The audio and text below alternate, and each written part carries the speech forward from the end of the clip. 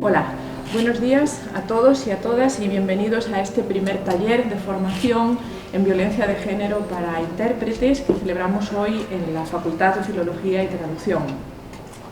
Quiero daros a todos la bienvenida, ya sé que la mayoría sois alumnos y que ya nos conocéis, pero hay también personas ajenas a la universidad y por lo tanto quiero darle la bienvenida también a estas personas. Este taller es una pequeña parte del proyecto SOSVICS, que como muchos ya sabéis, es un proyecto centrado en la creación de materiales específicos para formar intérpretes en el ámbito de la violencia de género. Y a pesar de que el taller no es exactamente una actividad del proyecto, sí que está muy ligada con el mismo. Realmente lo que queremos hacer en este taller es, por un lado, rentabilizar algunos de los recursos que ya estamos creando en el proyecto y también aprovechar la oportunidad de la experiencia y de la sabiduría de los profesionales que están trabajando con nosotros en este proyecto.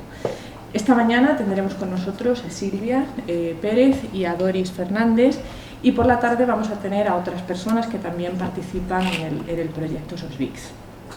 Sin embargo, a pesar de que el taller está relacionado con el proyecto, en esta ocasión ha sido patrocinado por la Facultad de Filología y Traducción y por la Unidad de Igualdad de la Universidad de Vigo, y por lo tanto quiero expresar mi más sincero agradecimiento a las dos instituciones. Es un taller dirigido al alumnado de la asignatura Interpretación Consecutiva Inglés-Español del grado en Traducción e Interpretación, pero como digo también ha sido abierto pues, a otras personas que hayan querido participar en el mismo. Creo que es una oportunidad inmejorable para participar en una iniciativa pionera. No creo que haya en España ninguna iniciativa como esta, creo que es el primer taller que se imparte sobre violencia de género para intérpretes y creo que bueno, somos muy afortunados todos los que estamos pudiendo participar en él. La estructura del taller, la forma en que se va a llevar a cabo, será de la siguiente manera. En primer lugar intervendrá Silvia Pérez, y ahora voy a presentarla. En segundo lugar intervendrá Doris Fernández y ellas nos hablarán, en primer lugar Silvia nos hablará sobre el concepto de igualdad, el concepto de género, el concepto de violencia de género en sí, cómo se llega a la violencia de género, qué factores desencadenan la violencia de género, qué efectos tiene sobre la mujer maltratada esa violencia de género, cuáles son los mitos asociados a la violencia de género, siempre desde el enfoque de la comunicación, siempre desde el enfoque de lo que un intérprete necesita saber si va a trabajar en este ámbito tan específico y que tanta especialización necesita. A continuación, Doris Fernández nos presentará algunos de los hallazgos del proyecto SOSVICS. En el proyecto SOSVICS hemos querido incluir a todos los ámbitos de atención a las víctimas, el ámbito asistencial, el ámbito sanitario, el ámbito policial y el ámbito judicial.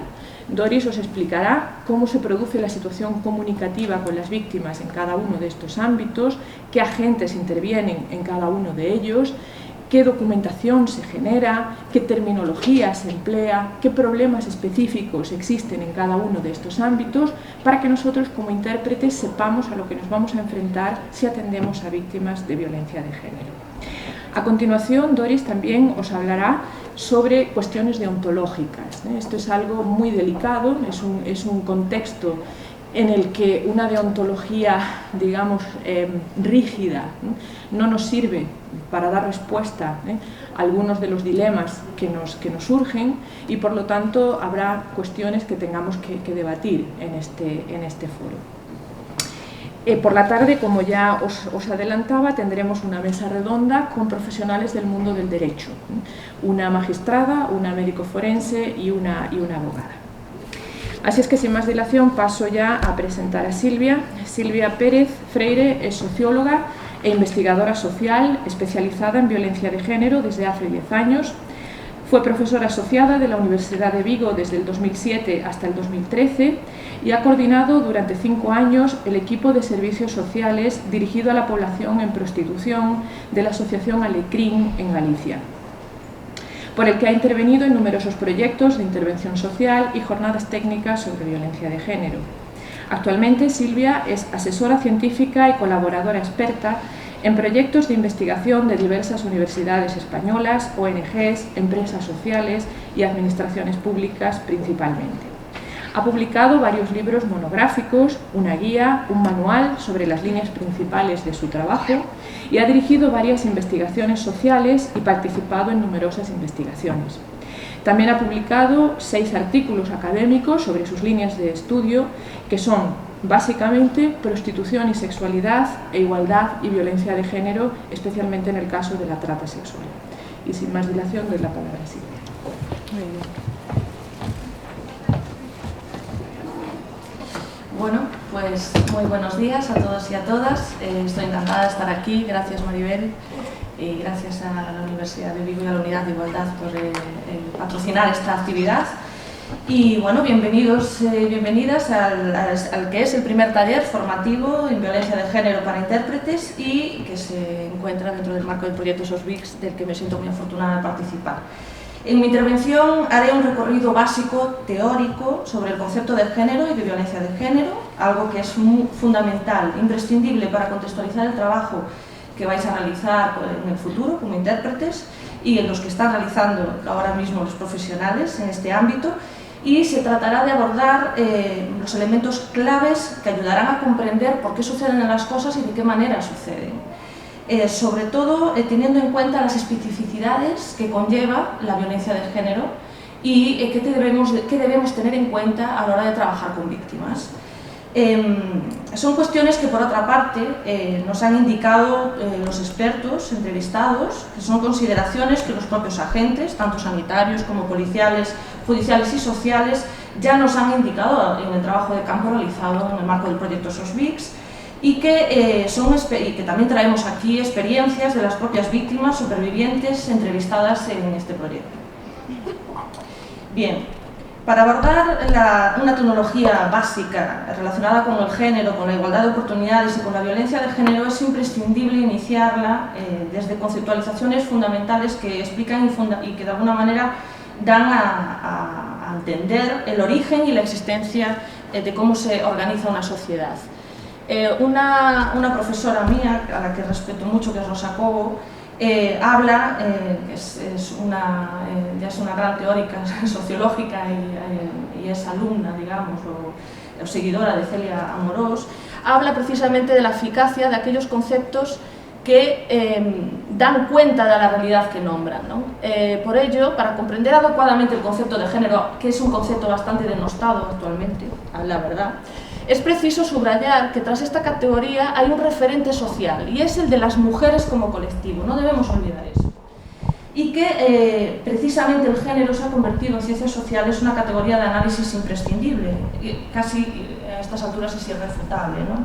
Y vamos a abordar un poco lo que significa el sistema sexo-género como una referencia muy importante a la hora de establecer la explicación de la relación que existe, que se establecen entre mujeres y hombres en el seno de una sociedad, porque no podemos olvidar que la mitad de la humanidad pues somos las mujeres y que nos encontramos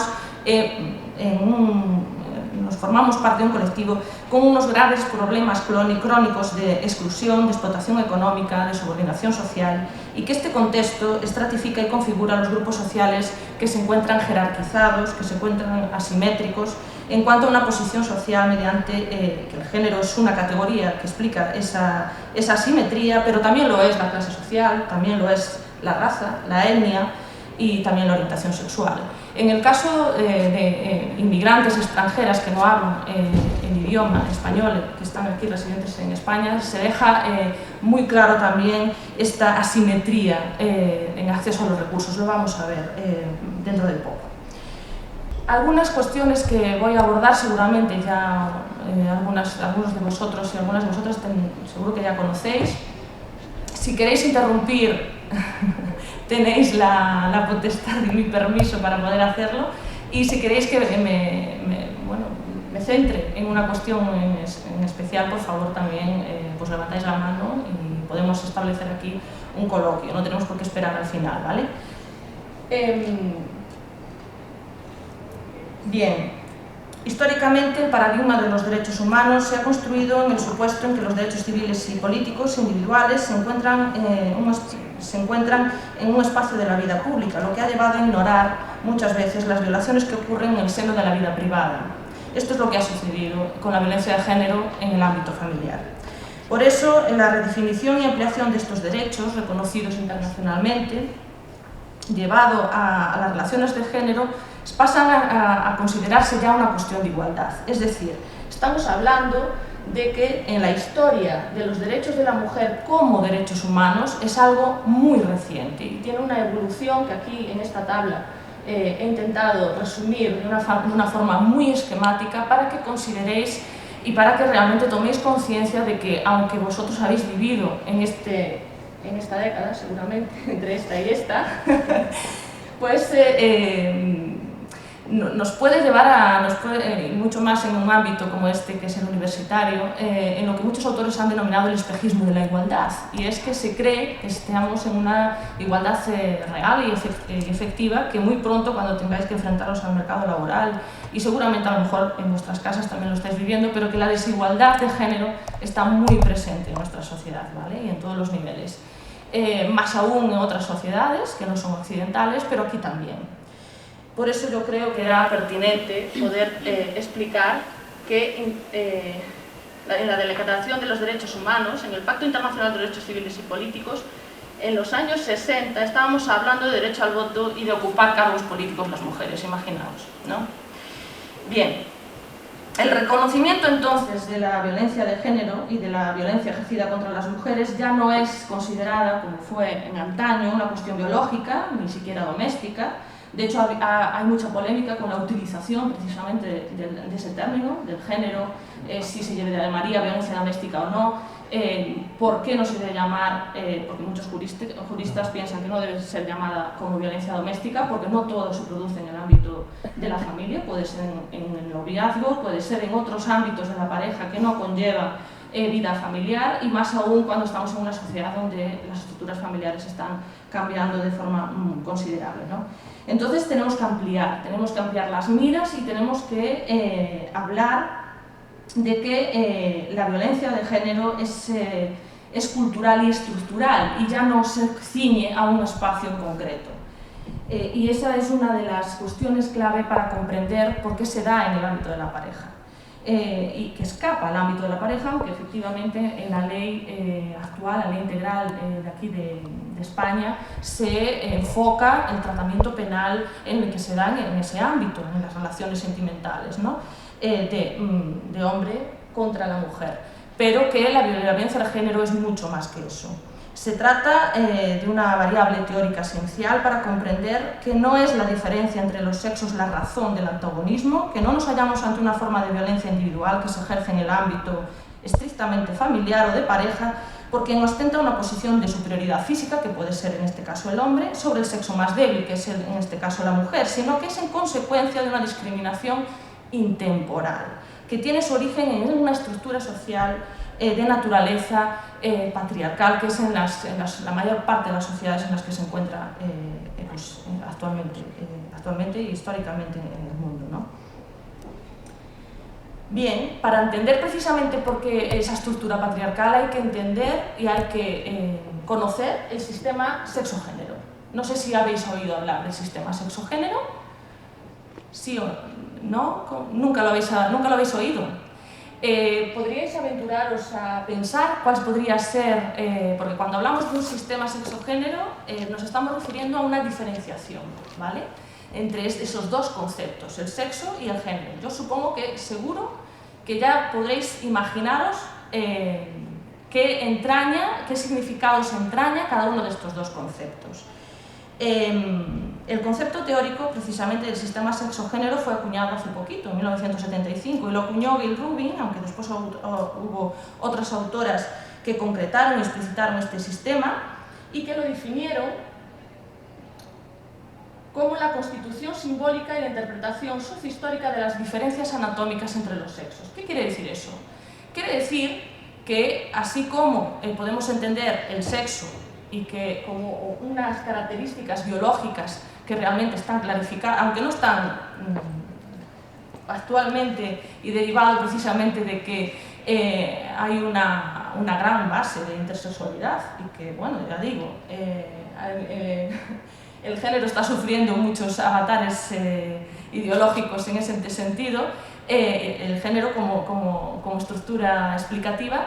El sexo básicamente se entiende por esas capacidades, las diferencias, perdón, entre machos y hembras, ¿no? Entre el hombre y la mujer, aunque efectivamente puede haber graduaciones. Hay muchos autores que ya hablan hoy de graduaciones en términos de sexo, de no estar constituidos de forma binaria, ¿no? Porque existe un alto porcentaje de la población, efectivamente, que se podrían encuadrar entre esas ambas dos categorías.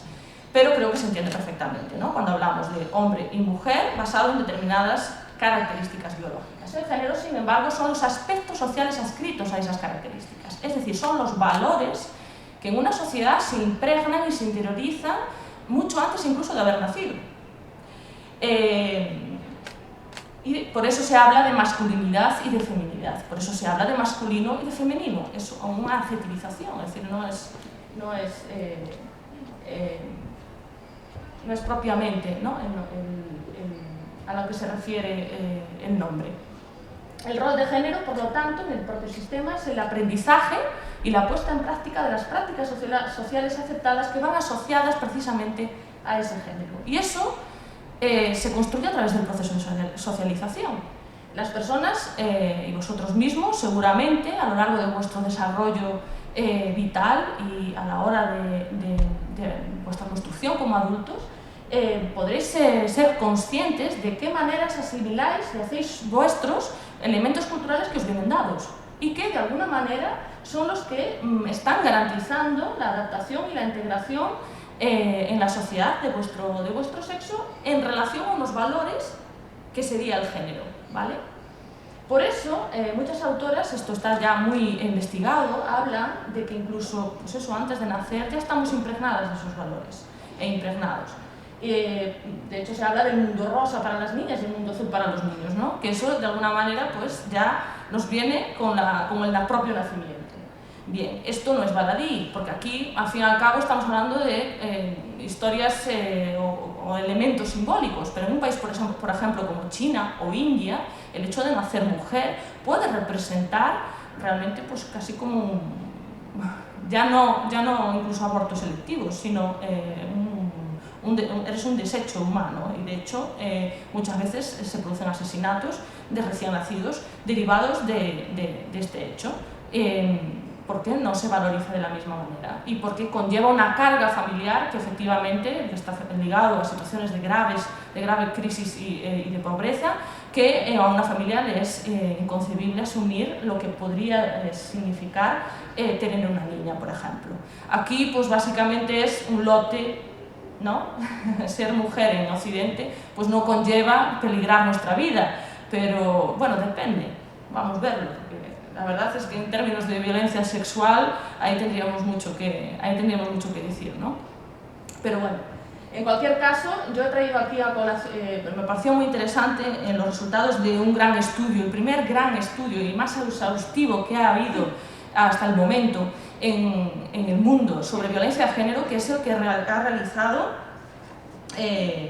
la Agencia de Derechos Fundamentales de la Unión Europea y que ha publicado recientemente, hace poquito, en marzo, sobre una muestra de 42.000 mujeres a nivel de Europa. Bien, este estudio hay que tener en consideración todo lo que rodea la violencia contra las mujeres y a la violencia de género. En casi todos los estudios que se han realizado, investigaciones, afirman que existe un gran subregistro y ausencia de denuncias que obstaculizan la prevención, la dificultad de sanción y agravan las tradicionales dificultades de acceso a la justicia que tienen las mujeres víctimas. Es decir, tenemos que tener presente que esto produce que toda la clase de violencia ejercida contra las mujeres, en todas sus manifestaciones, sin contextos, es muchísimo más frecuente de lo que podréis creer, es muchísimo más presente de los que los medios lo puedan difundir y de lo que las estadísticas y los registros oficiales puedan sugerir. Es decir,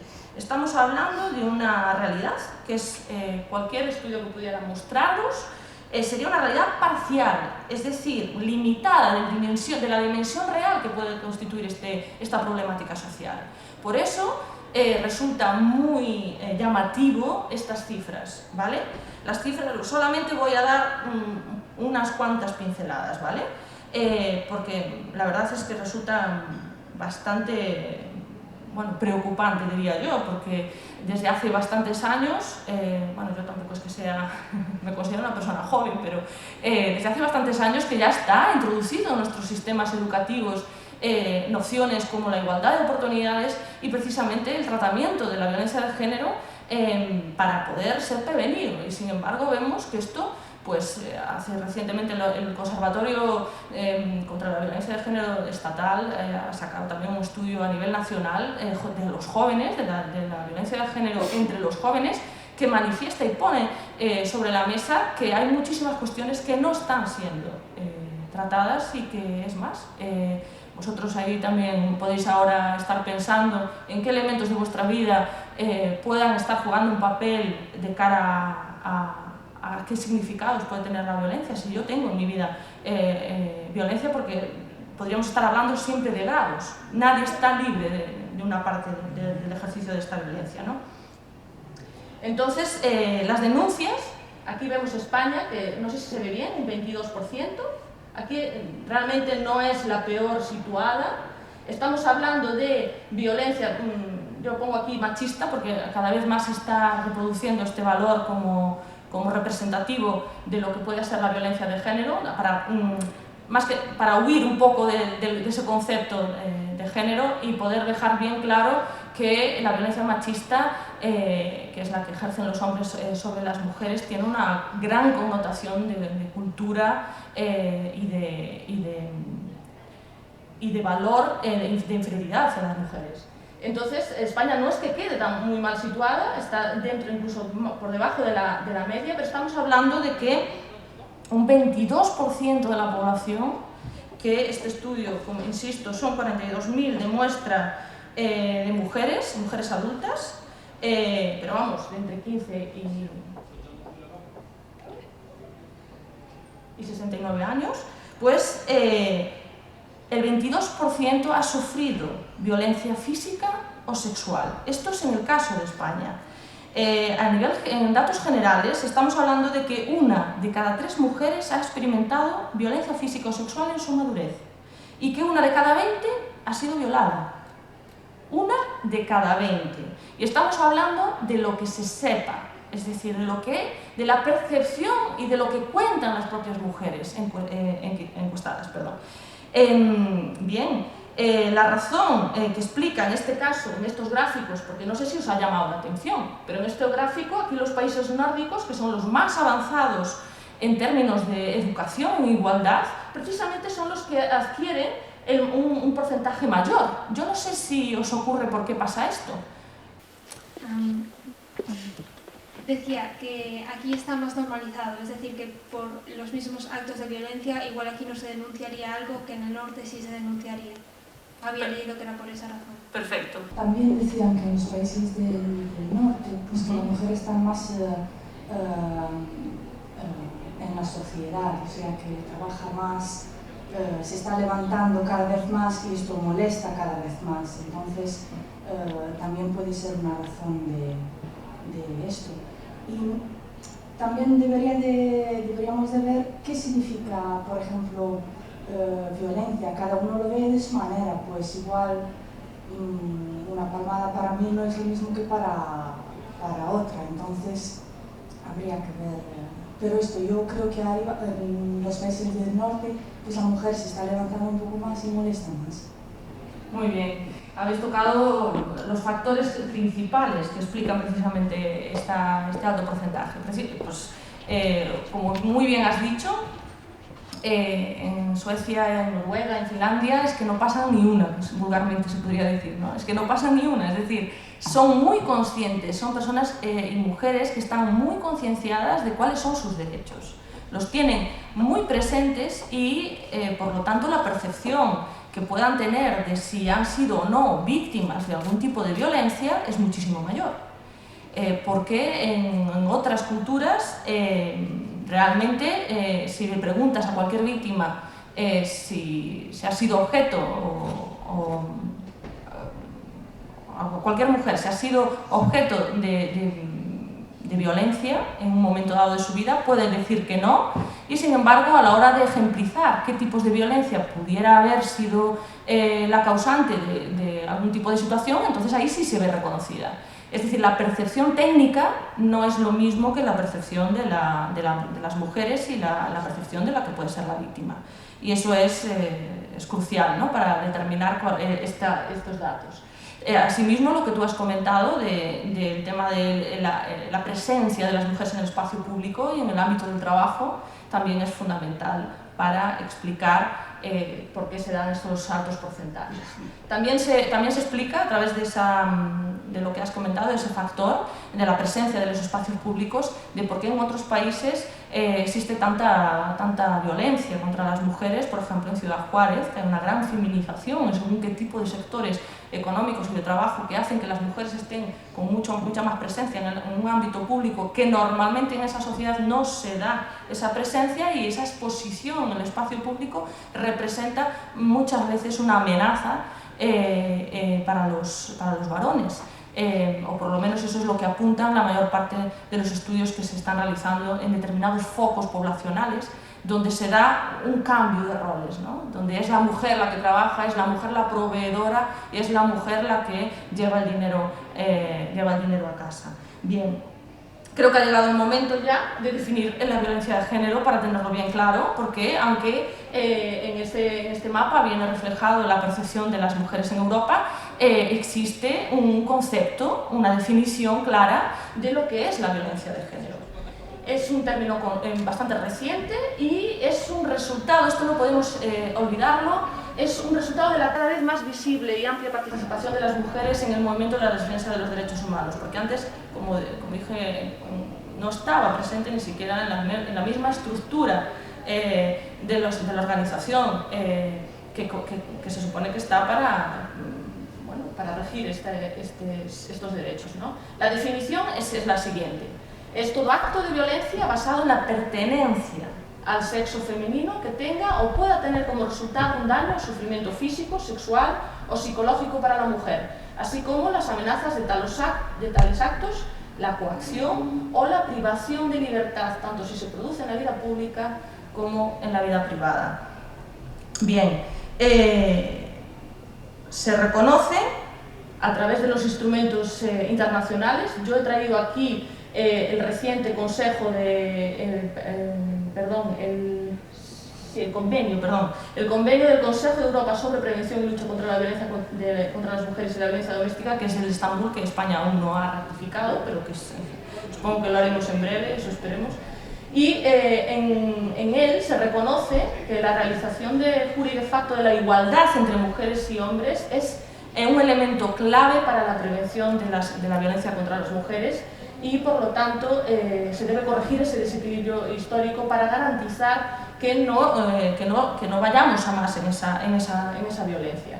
Y en la ley, nuestra ley integral de medidas de protección contra la violencia, en su exposición de motivos, deja bien claro que no es un problema que solo afecte al ámbito privado, aunque en la propia ley simplemente se trate de esta cuestión, pero se da a conocer esa contextualización de la existencia de la violencia de carácter estructural. Por eso os he traído aquí esta gráfica, para que se pueda, es una gráfica sobre el sistema de violencia, en concreto de la violencia de género, precisamente para hacer una distinción de cómo se podría estructurar la existencia de esa violencia entre elementos visibles, que son los que normalmente salen en los medios de comunicación, que son la violencia física, o vamos a ver después en las categorías así de forma no muy pormenorizada, pero de forma esquemática, cuáles serían las que seguramente reconoceríais enseguida y las que se hace una gran promoción y que se debe hacer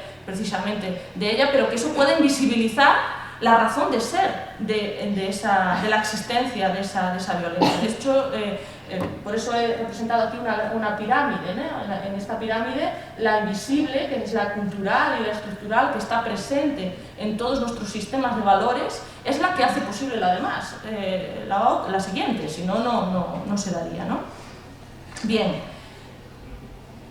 estas son la clasificación del Consejo de Europa, las categorías de violencia de género que os he comentado, la violencia física que acabo de mencionar, la sexual, que comprende toda actividad no consentida y que eso conlleva también no solo la relación sexual obligada, sino la explotación sexual, algo que muchas veces se nos queda muy de lado, ¿no? Y que está muy presente en nuestras sociedades occidentales, desgraciadamente.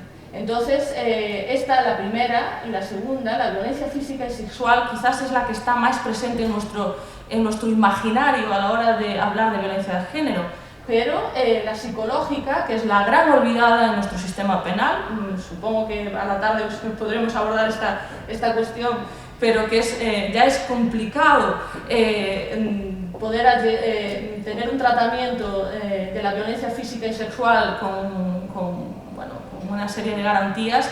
En el caso de la psicológica, pues eso complica muchísimo en nuestro sistema, ¿no? Es un concepto que admite además múltiples modalidades, como puede ser la agresión intelectual o moral, conlleva amenazas, conlleva aislamiento, conlleva desprecio, conlleva intimidación, insultos en público, en fin, algo que seguramente a lo mejor todas las que estamos aquí hemos padecido alguna vez. La violencia económica es la desigualdad en el acceso a los recursos compartidos, es negar el acceso al dinero, impedir el acceso a un puesto de trabajo, a la educación. Quizás aquí ya no nos vemos tan representadas, pero aquí se sitúan mucho las mujeres inmigrantes, porque precisamente además es algo que no verbalizan, es algo que estaría dentro de esa violencia invisible y que no llega muchas veces a darse a conocer, ¿no? Ni ponerse de manifiesto.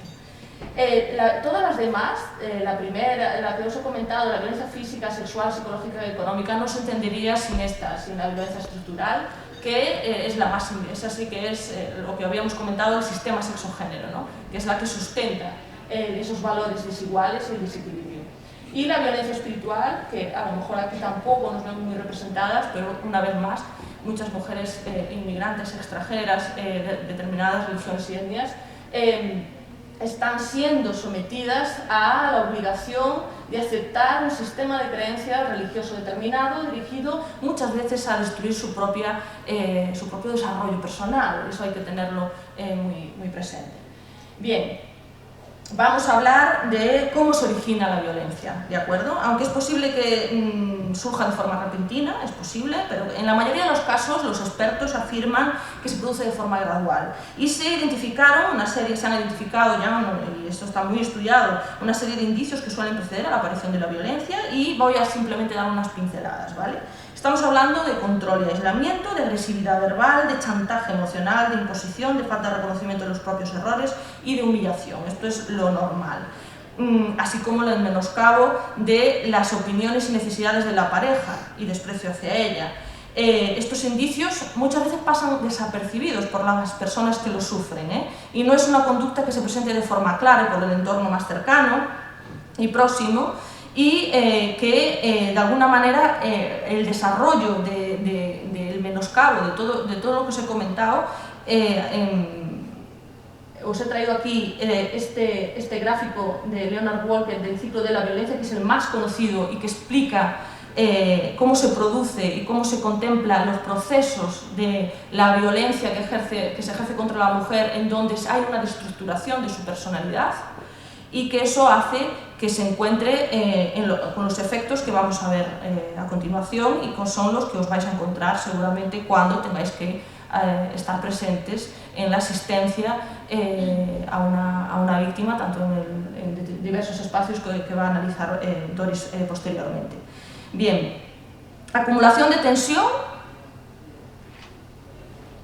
explosión y arrepentimiento, luna de miel. La acumulación de tensión durante este proceso, el hombre va acumulando una forma irritable, y de forma irritable y sin motivo aparente, pues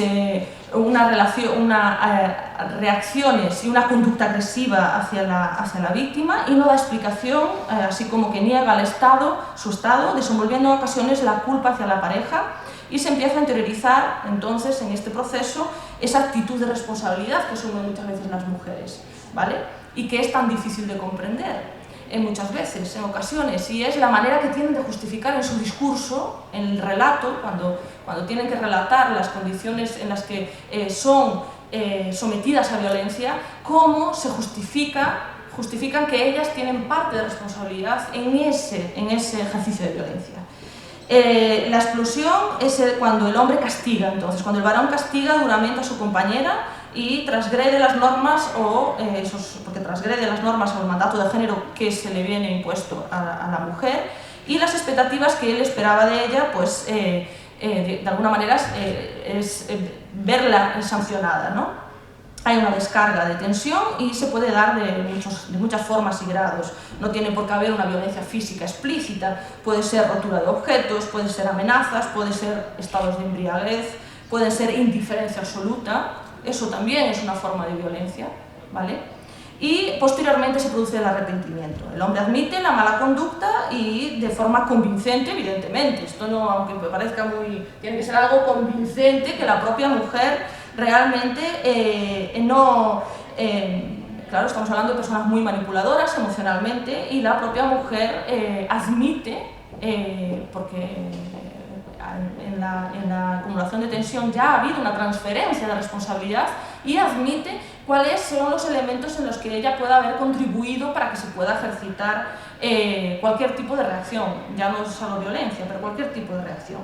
En este ciclo de violencia se pueden dar, hay autores que hablan de 3 características fundamentales que tenemos que tener en cuenta para entenderlo. Una de ellas es que cuantas más veces se completa, al parecer, menos tiempo necesita para reiniciarse nuevamente, y que la intensidad y la severidad de la violencia va aumentando progresivamente en el tiempo. Así que imaginaros cómo se debe encontrar emocionalmente una mujer que ha sido víctima de violencia durante todo su matrimonio, a lo mejor, durante 10 años, 11 años, como han sido algunas de las entrevistadas para el proyecto.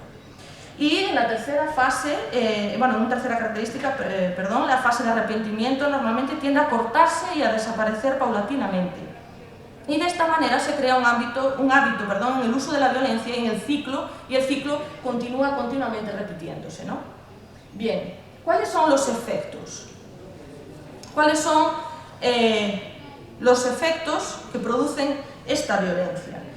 Los expertos, que con mucha experiencia y con amplia profesión, que ya contienen muchísimos años de profesión en el tratamiento con víctimas de violencia de género, hablan de unas consecuencias directas para la mujer, ¿no?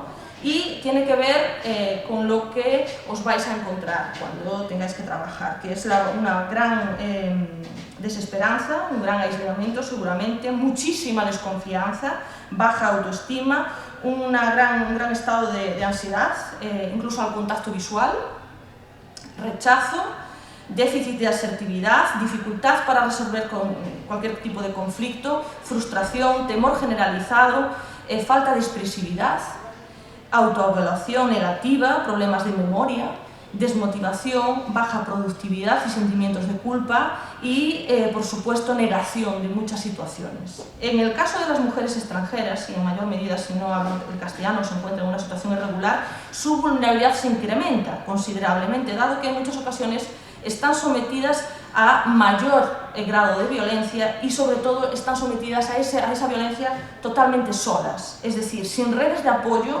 y desconociendo muchas veces completamente sus derechos. Muchas nos lo han afirmado en las entrevistas. Yo es que no sabía que podían ayudarme en esta situación. Desconocía que podía pedir ayuda. Desconocía que podía solicitar que me pudiera sacar de esta situación un Estado con unos agentes, unos operadores en los cuales yo podría, si lo hubiera sabido, habría salido antes, imaginaros, ¿no? Por eso, cuando piden ayuda, suelen estar inmersas en cuadros psicológicos muy complicados y de lo que afirman muchos expertos que he comentado antes, de una gran desestructuración de la personalidad, ¿no?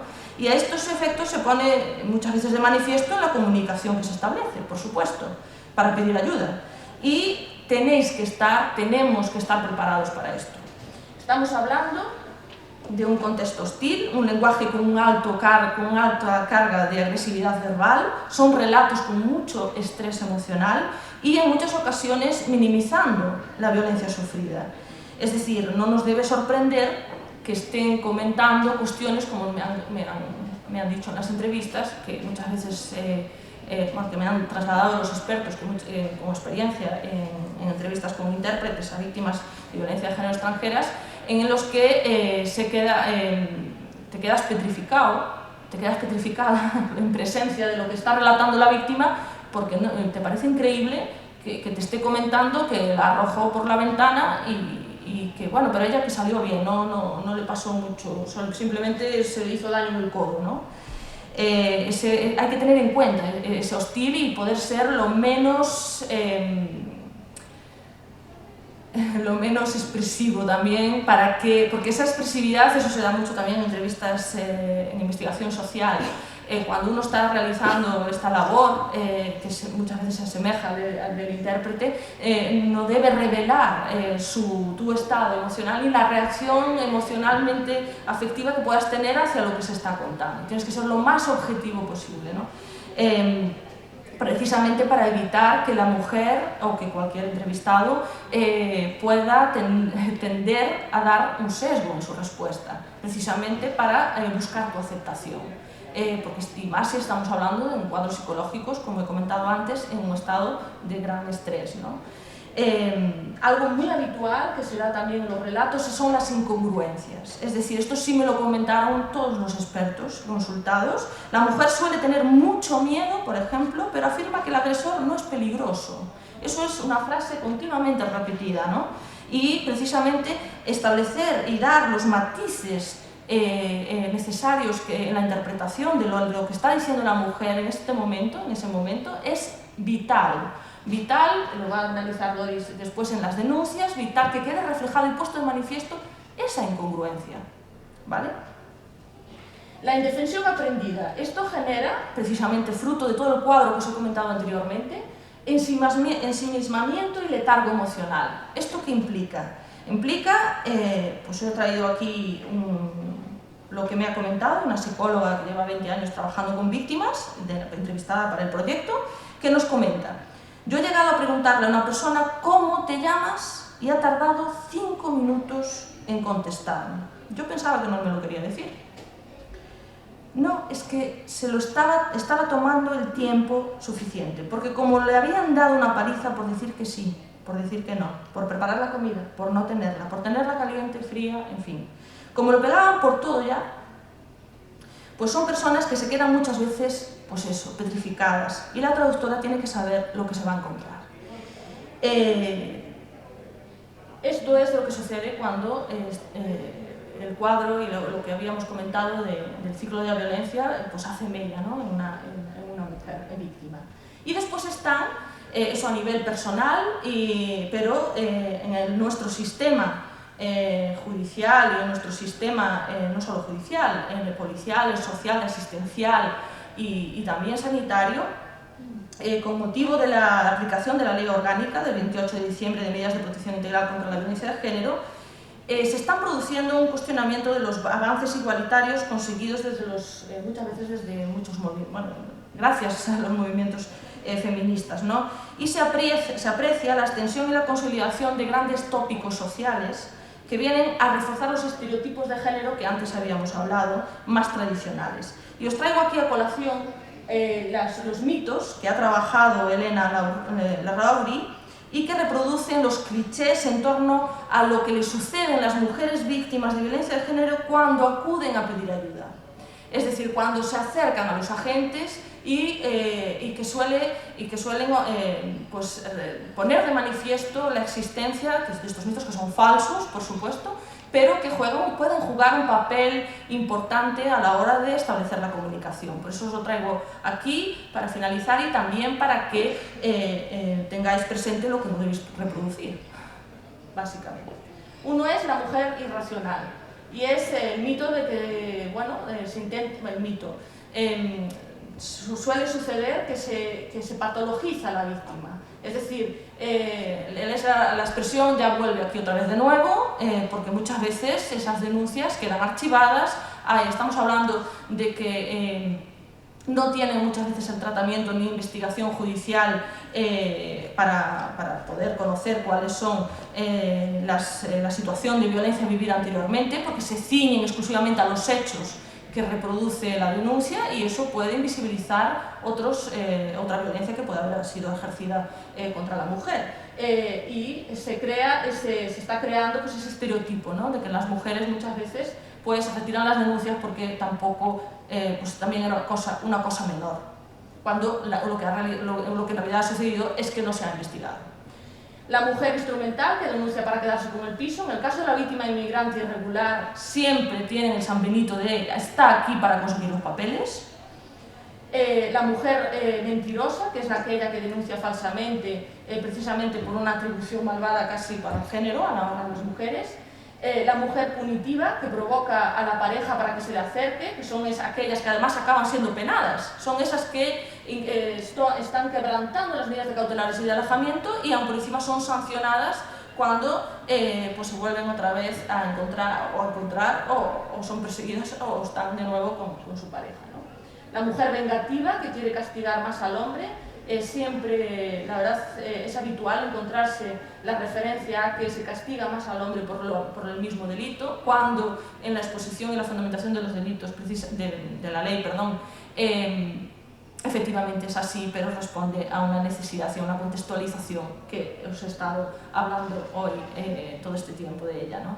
Y para corregir una desigualdad, primero hay que colocar en equilibrio a las dos partes, y a partir de ahí sí vamos a hablar de tratamiento igualitario, ¿no? Bien, todo ello, todo lo que hemos expuesto hasta ahora, tenemos que tenerlo en cuenta para trabajar eficientemente en el ámbito de la violencia de género y así ofrecer un servicio de calidad, de asistencia que se lo merecen a las víctimas y supervivientes de violencia de género en su difícil camino a la recuperación, ¿no? Yo por mi parte he terminado. A continuación Doris Fernández expondrá los contextos de interpretación de este ámbito, sus características, son unos estudios de caso. Yo también estoy a vuestra disposición para cualquier duda que tengáis en lo que he expuesto anteriormente, y os pediría, necesitamos vuestra colaboración y participación, así que aprovechar que estamos aquí para comentarnos lo que queráis, ¿no? Venga, muchísimas gracias. Muchas gracias a ti, Silvia, por esta magnífica exposición. Y bueno, vamos a dejar al alumnado ahora, a las personas presentes en la sala, por si hay alguna pregunta relacionada con esta parte, antes de empezar con la siguiente. ¿Tenemos algún comentario, alguna pregunta? ¿Algo que no haya quedado suficientemente claro? ¿No? ¿Está todo claro? ¿Sí? ¿Pasamos al siguiente capítulo? ¿Sí? Ok. Bien, pues entonces os presento a Doris Fernández, que es licenciada en Periodismo y máster en Comunicación e Industrias Creativas por la Universidad de Santiago de Compostela, así como licenciada en Traducción e Interpretación por la Universidad de Vigo. Es decir, estaba hace muy poquito en ese lado. A pesar de su juventud, Doris tiene gran experiencia como intérprete, traductora profesional, con especialización en traducción de textos para la Unión Europea, y en este momento trabaja como asistente principal de investigación en el proyecto europeo SOSVIX. Dejo la palabra a Doris. Sí, antes de empezar, una cuestión de intendencia relativa a los certificados. Para aquellas personas que hayáis asistido y que vayáis a asistir al resto de sesiones y queráis un certificado, necesitamos que firméis en cada una de las sesiones, ¿de acuerdo? Hay una hoja por ahí circulando. Entonces, bueno, para aquellas que necesitéis el certificado, no os olvidéis. Y bueno, pues vamos a empezar con la parte más específica de interpretación. Hasta ahora Silvia nos ha hablado un poco de la contextualización teórica de género, de violencia de género, y nos lo ha puesto muy fácil ahora para empezar a hablar de interpretación. Y lo primero que yo quisiera abordar es por qué la interpretación, o por qué consideramos que la interpretación en violencia de género es diferente o es un subtipo de interpretación en servicios públicos. ¿Por qué no, si estudiamos interpretación en servicios públicos, nos vale ya, ¿no? Para interpretar en violencia de género? ¿Por qué requiere una especialización en definitiva? Bien, básicamente hay una serie de razones que vamos a ver a continuación. La primera es que la violencia de género es un delito que cuenta con una legislación específica. A nivel nacional, en concreto, tenemos la Ley Orgánica 1/2004 de Medidas de Protección Integral contra la Violencia de Género, que ha mencionado Silvia anteriormente, pero también a nivel autonómico y a nivel local se han ido desarrollando una serie de normativas que tratan la violencia de género de manera específica, ¿no? Como por ejemplo la Ley 11/2007 de 27 de julio, Ley Galega para Prevención y Tratamiento Integral de la Violencia de Género. Dentro de esta legislación específica, no se contempla el derecho a intérprete que tienen las mujeres extranjeras o que deberían tener las mujeres extranjeras. Pero este derecho sí que viene de alguna manera implícito en otros dos derechos que sí que recoge la ley, que son el derecho a la asistencia social integral y el derecho a la información. ¿Por qué? Bueno, primero porque la ley dice en su artículo 17 que todas las mujeres víctimas de violencia de género, con independencia de su origen, de religión o cualquier otra condición o circunstancia personal o social, tienen garantizados los derechos reconocidos en esta ley. Entonces se entiende, por lo tanto, que no debe haber una discriminación hacia aquellas mujeres que tienen un origen distinto, ¿no? Las mujeres españolas. Y luego también, porque en el artículo 18, que es el artículo del derecho a la información, se especifica que las mujeres víctimas de violencia de género tienen derecho a recibir plena información y asesoramiento adecuado a su situación personal, y se menciona curiosamente el caso de las mujeres que sufren discapacidad auditiva, el caso de las mujeres sordas. Ahí sí que se les reconoce que tienen derecho a recibir información de manera comprensible, en un formato adecuado, y se menciona el lenguaje de signos. Y también en este artículo 18 se habla de que se articularán los medios necesarios para que las mujeres víctimas de violencia de género, que por sus circunstancias personales y sociales puedan tener una mayor dificultad para el acceso integral a la información, es decir, las mujeres extranjeras que no hablan el idioma, tengan garantizado el ejercicio efectivo de este derecho a la información. ¿De acuerdo? Entonces, la ley no lo recoge como tal, pero lo podemos inferir por múltiples vías. Decíamos que esta legislación específica nos habla de la violencia de género en particular, y además nos habla de que se crearán servicios especializados, recursos especializados con profesionales especializados y especializadas en el tratamiento de la violencia de género. De nuevo, a pesar de que se habla de que se crean jueces de instrucción especialistas en violencia de género que trabajan en juzgados de violencia sobre la mujer, a pesar de que se habla de que se van a crear, que se han creado ya fiscalías especializadas en violencia de género y turnos de oficio de abogados y abogadas de violencia de género, no se habla de la especialización de los intérpretes porque simplemente son invisibles, no están en esta ley. Pero sí que aparece constantemente esa mención a la especialización de aquellas personas que las asisten, ¿de acuerdo? Entonces, en esto nos fundamentamos nosotras al decir que necesitamos especialización cuando trabajamos en violencia de género. Y de todo lo anterior, del hecho de que haya legislación específica, que haya servicios especializados y que haya profesionales especialistas en violencia de género, nace lo que conocemos nosotras como interpretación en contextos de violencia de género. ¿Y cómo se caracteriza, ¿no?, esa interpretación? Primero porque hay una serie de necesidades determinadas, cosas tan básicas como la disponibilidad horaria. Si yo voy a trabajar con víctimas de violencia de género, tengo que ser consciente de que me pueden llamar a las 3 de la mañana por una llamada por malos tratos en mi domicilio. Me puede requerir y en teoría tendría que haber intérpretes que pudieran ir a esa llamada, cosa que no ocurre, ya os adelanto. También hay escenarios diferentes, escenarios específicos en los que se produce el intercambio comunicativo. Puede ser en el domicilio como consecuencia de una llamada, puede ser en la vía pública, en los centros de emergencia, en las casas de acogida, que son lugares, espacios muy específicos a la violencia de género y que tienen unas características que hay que conocer porque intervienen una serie de profesionales determinados y demás. Y por supuesto hay documentación específica que se genera alrededor de este delito. También hay una serie de situaciones comunicativas específicas, de acuerdo a la interpretación en violencia de género.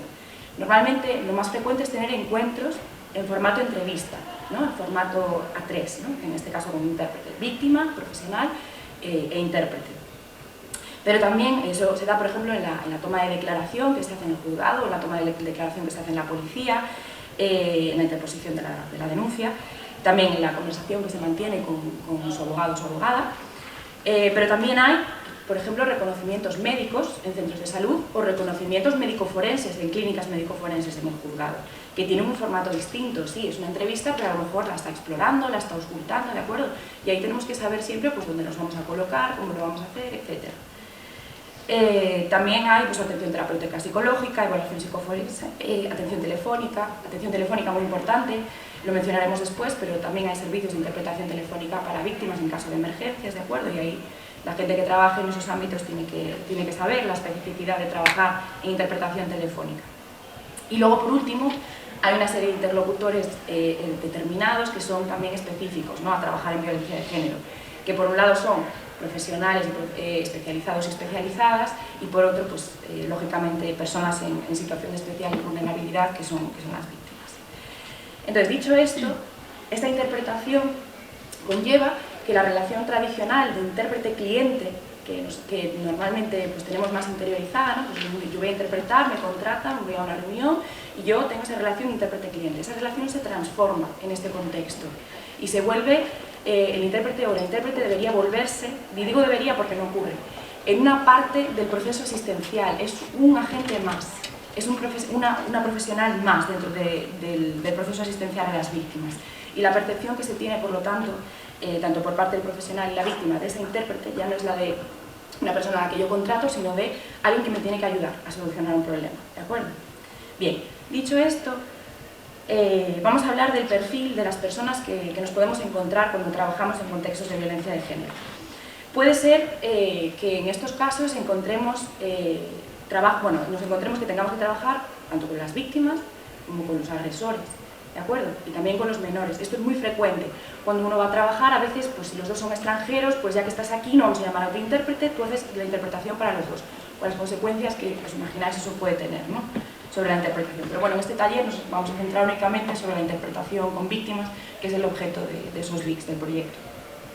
Y dentro de estas víctimas tenemos a dos tipos de personas desde el punto de vista de la interpretación. Personas que no comprenden ni hablan el idioma en absoluto, es decir, personas que sufren aislamiento lingüístico total y en consecuencia muchas veces también sufren aislamiento cultural muy fuerte. Estas personas no conocen el concepto occidental de violencia de género, no conocen las instituciones, ni las leyes, ni los profesionales, ni los derechos que tienen. Tampoco suelen reconocer su condición de víctima de violencia de género porque no se ven a sí mismas como víctimas, no se consideran, es algo normalizado, ¿no?, como explicaba Silvia. Y habitualmente, además, están mal informadas, es decir, intencionadamente desinformadas por parte del agresor o de su entorno, y además experimentan una sensación de pánico absoluto hacia las consecuencias que sus acciones pueden tener. Un pánico a hablar, un pánico a contar, y a que luego no me puedo retractar, y qué consecuencias va a tener que yo hable de lo que me pasa o lo que me está pasando. Y luego pues tenemos a personas que sí comprenden el idioma, parcialmente, es decir, que pueden entender a lo mejor un poquito de español, un poquito de gallego, o que pueden comprender más o menos lo que está ocurriendo en el entorno, y eso hace que su posición en el encuentro comunicativo a veces sea un poquito más activa, ¿no?, porque bueno, están al tanto y entonces puede ser que desconfíen del intérprete si ven o si sienten que no está transmitiendo lo que ella está diciendo. Pueden estar o no, en este caso, familiarizadas con los conceptos de violencia de género, de los derechos. Ahí hay un espectro muy amplio, ¿no?, que se abre, ¿no?, de personas. A lo anterior, y también a la falta de disponibilidad inmediata de intérpretes en todas las lenguas, se añade el hecho de que en muchos casos se emplea una lengua vehicular, ¿vale?, para comunicarse con las víctimas. Es decir, se llama un intérprete no de Wolof, sino de inglés o de francés, ¿de acuerdo? Se utiliza una lengua que no es la materna de la persona.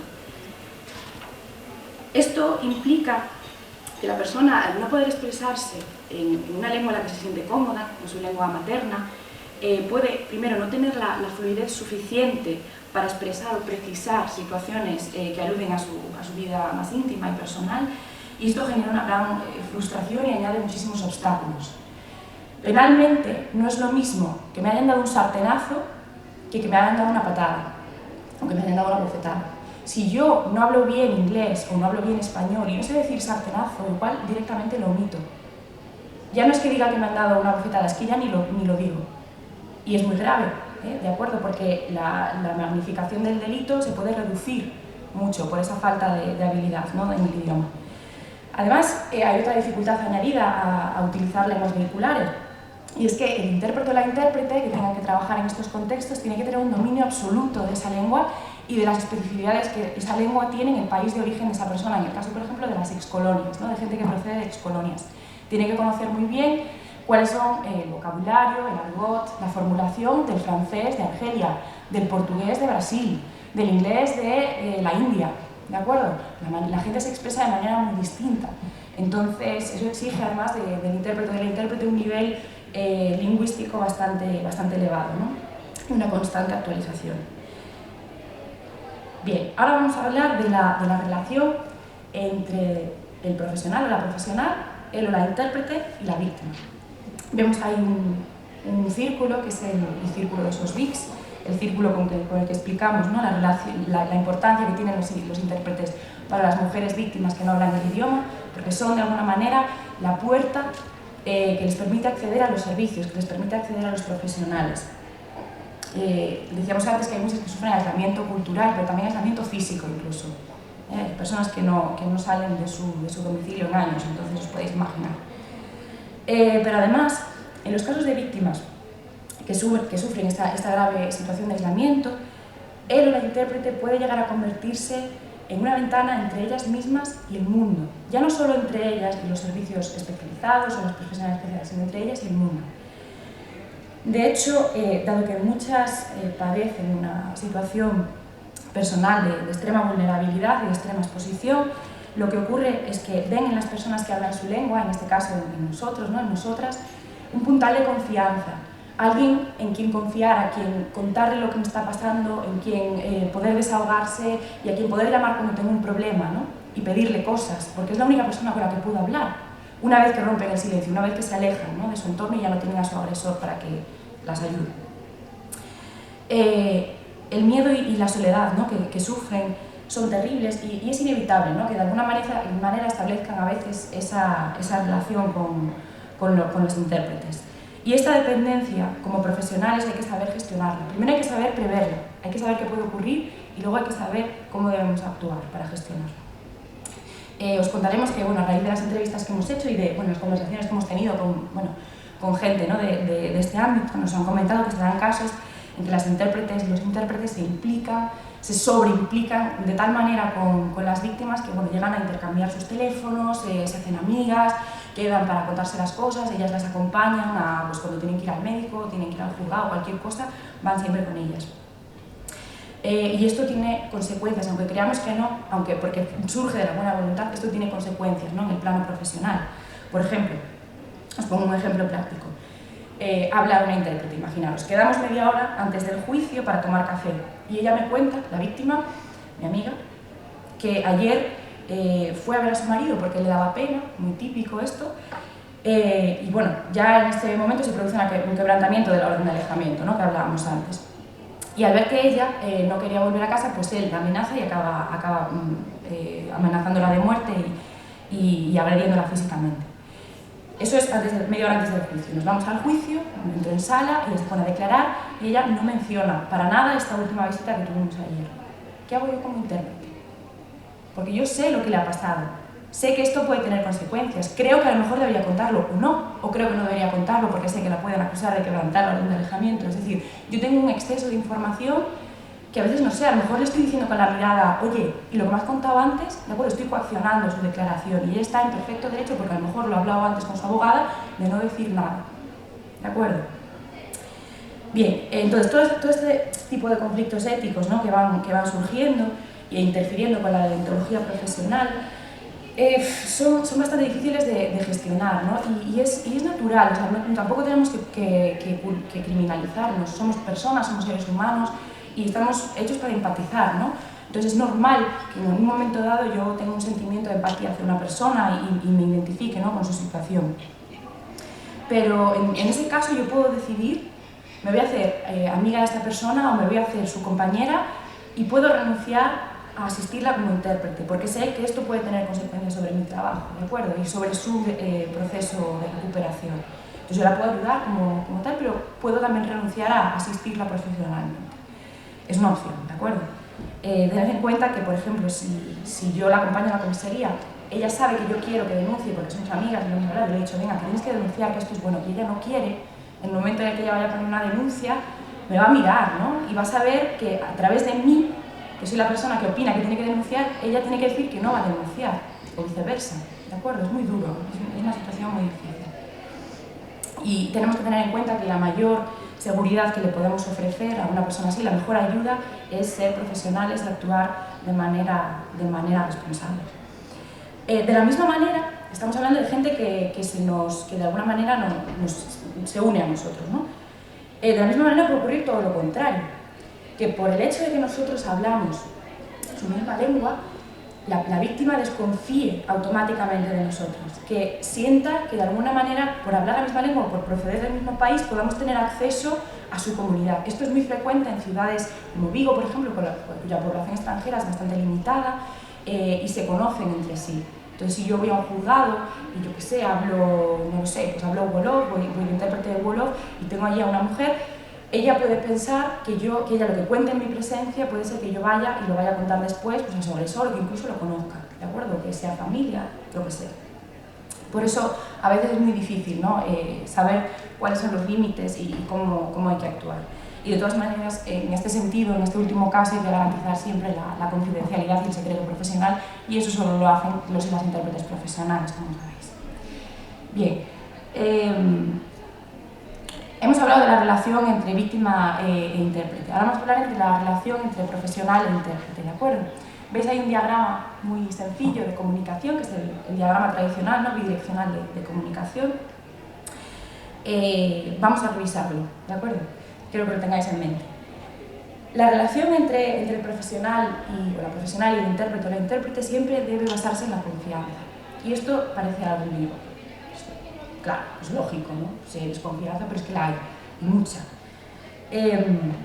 A menudo ocurre porque la falta de experiencia en el trabajo con intérpretes de los propios profesionales hace que no nos dejen hacer bien nuestro trabajo. No nos dejan tomar notas, por ejemplo, en un juicio, no nos dejan hacerle la interpretación susurrada a la víctima para que sea consciente de todo lo que está pasando en un juicio, o no nos dejan traducirle a vista la declaración que acaba de hacer y que tiene que firmar, autorizando, ¿no? que esa declaración es verdadera y demás. Y luego también hay una cierta desconfianza a veces de los profesionales hacia los intérpretes por la mala praxis que algunos colegas, por desgracia, han realizado antes, ¿no? A veces han tenido malas experiencias con malos intérpretes y eso ya les condiciona, ¿no? hacia nuestra profesión. Por esto es muy importante que hagamos pedagogía y sigamos siempre una serie de pautas que nos permitan hacer un trabajo profesional eficiente y siempre pensado, ¿de acuerdo? Nunca dejándolo a la improvisación. Viendo ahora el diagrama revisado, tenemos que entender que la comunicación en un contexto como este, en un contexto de conflicto, ¿de acuerdo? En un contexto en el que entran en juego muchas cuestiones culturales, muchos conceptos que hay que explicar, muchas ideas que hay que matizar, la comunicación tiene que ser mucho más rica. No puede limitarse a ser bidireccional, ¿de acuerdo? Tiene que haber comunicación también entre el profesional y la intérprete. Por ejemplo, cuando yo llego a trabajar, yo tengo que explicarle cuál es mi función, qué necesidades tengo, pues yo tengo que estar sentado al lado de la persona, o yo tengo que estar en el medio de las dos, yo tengo que tener contacto visual, todo eso tengo que explicarlo. De la misma manera, tengo que saber, el profesional me tiene que explicar cuál es el objetivo del encuentro, a qué voy. Cuando voy a una reunión de negocios o a una conferencia, sé que voy a una reunión de negocios, una conferencia, y a veces hasta me dan el PowerPoint, pero aquí no. Muchas veces no. Entonces, si yo sé que voy a una consulta médico-forense, pues sé que va a haber un reconocimiento médico, en fin, me puedo preparar, ¿no? Y de la misma manera, pues cuando voy a interponer una denuncia, lo mismo. Si voy, por ejemplo, a una reunión entre una víctima y el SAF, que es la unidad especializada en violencia de género de la policía, sé que le van a hacer una entrevista que va a durar por lo menos 4 horas. Y eso lo tengo que prever como intérprete, ¿de acuerdo? Por lo mejor me creo que voy 1 hora y me tengo que marchar porque tengo que ir a recoger a alguien. No, es que son cuestiones que nos permiten organizarnos y ser mucho más profesionales luego en el trabajo que realizamos. Entonces, como decía, el flujo de comunicación tiene que ser muchísimo más fluido y luego también es muy importante, y esto se nos olvida, informar a la víctima en todo momento de lo que está ocurriendo. si yo mantengo una conversación paralela con el profesional, tengo que explicarle luego a ella lo que he dicho. Pues le he comentado, me he presentado, le he dicho qué tal, qué cual, ¿de acuerdo? Porque si no, esa sensación innata que ella trae, ¿no?, de desconfianza se va acentuando y se cree que estamos conchavados, ¿no?, el profesional y yo, y que queremos, eso ocurre muchas veces, ¿no?, que no la creemos o que estamos planeando qué es lo que vamos a hacer con ella o con su caso. Dicho esto, pues cuando todos conocemos las reglas del juego, cuando todos sabemos lo que va a ocurrir, todo el mundo suele estar más relajado y la comunicación suele ser más fluida y los intérpretes dejamos de ser un estorbo, ¿de acuerdo? Que es como nos ven muchos profesionales, porque dilatamos mucho la asistencia. Bien, terminamos la introducción y vamos a pasar ahora a abordar las diferentes fases del proceso asistencial que van superando, ¿no?, las víctimas de violencia de género y en las que podemos intervenir como intérpretes. El primero que vamos a comentar es el ámbito psicosocial o ámbito asistencial. Este es un ámbito que engloba muchísimos escenarios, ¿no? Aquí vamos a estar hablando de asociaciones, por ejemplo, asociaciones de mujeres, asociaciones de ayuda a mujeres maltratadas, asociaciones de inmigrantes, etc. Vamos a hablar de ONGs, de centros o puntos de información a la mujer, los conocidos como CIMS o PIMS. También nos referimos aquí a los servicios sociales de los ayuntamientos, a las casas de acogida, a los centros de emergencia y demás. Entonces, dentro de este ámbito entran pues, toda esa variedad de escenarios y profesionales. Muchas veces el ámbito psicosocial es el primer punto de entrada o el primer punto de contacto entre la víctima y los servicios que están a su disposición. Normalmente acuden allí para informarse, para asesorarse. Oye, ¿qué puedo hacer? Tengo esta duda, tengo un hijo, si denuncio, ¿qué pasa con este hijo? ¿Me lo quitan, no me lo quitan? ¿De acuerdo? Van allí buscando, en definitiva, apoyo, ¿no? Apoyo para romper el silencio. En cuanto a los profesionales y las profesionales que intervienen en este ámbito, pues tenemos a las psicólogas, ¿no?, psicólogas terapeutas, trabajadoras sociales, abogadas, mediadoras, personas voluntarias que acompañan a las víctimas en el proceso, e incluso supervivientes de violencia de género, es decir, víctimas que ya han dejado de ser víctimas y que se dedican a echarles una mano a estas personas porque las comprenden muy bien y empatizan muy rápido con ellas. Situaciones comunicativas que nos podemos encontrar, pues normalmente será el formato de entrevista que hablábamos antes, ¿de acuerdo? Un formato de interpretación de enlace habitual. Tipo de interpretación deseable, por supuesto, deseable, digo, porque muchas veces no ocurre, sería la interpretación de enlace y la traducción a vista de documentos. Y ahora veremos por qué, porque el tipo de documentos que manejamos aquí es bastante variado, ¿no? Y es muy importante estar familiarizado con ellos porque nos agiliza mucho el trabajo y nos da una capacidad mucho mayor, ¿no?, de resolver problemas.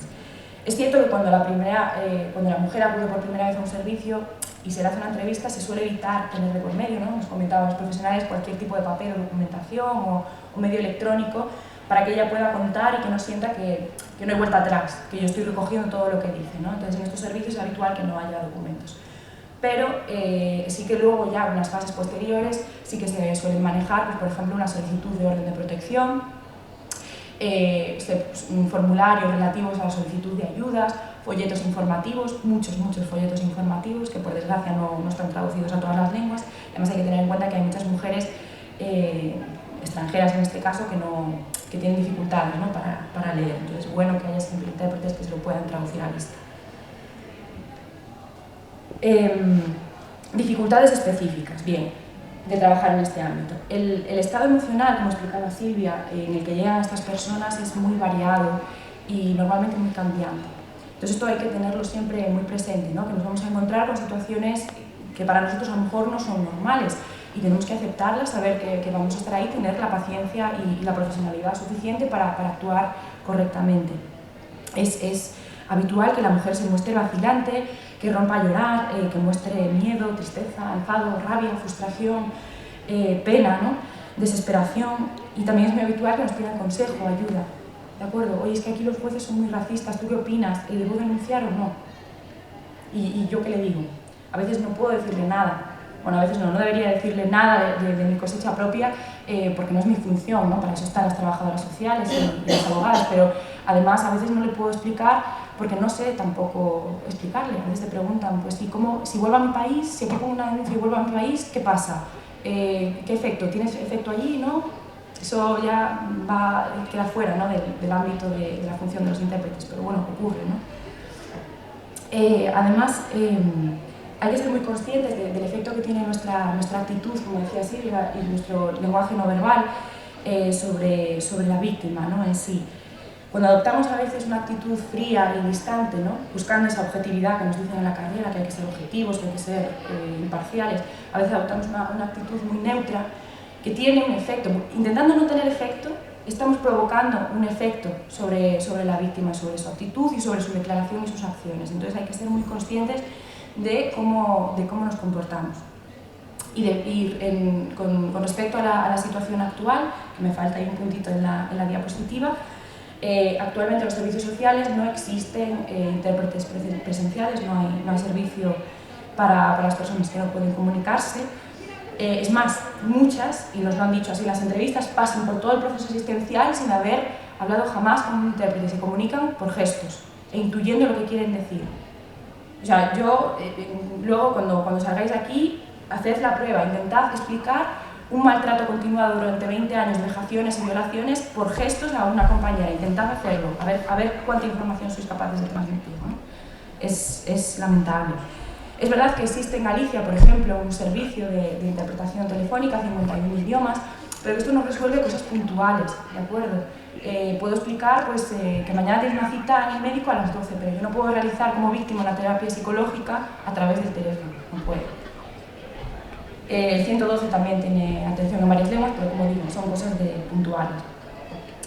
Por lo tanto, la situación actual es que frecuentemente vengan acompañadas por sus familiares, por alguna amiga, incluso por el agresor o por sus hijos, y que sean sus hijos o sus hijas quienes en estos contextos, o esas amigas, tal, quienes realicen la interpretación y tengan que contar pues, violaciones y situaciones gravísimas, cosas que a veces hacen que la mujer no cuente precisamente lo que tiene que contar, ¿de acuerdo? Porque ¿cómo voy a contar yo sin presencia de mi hijo?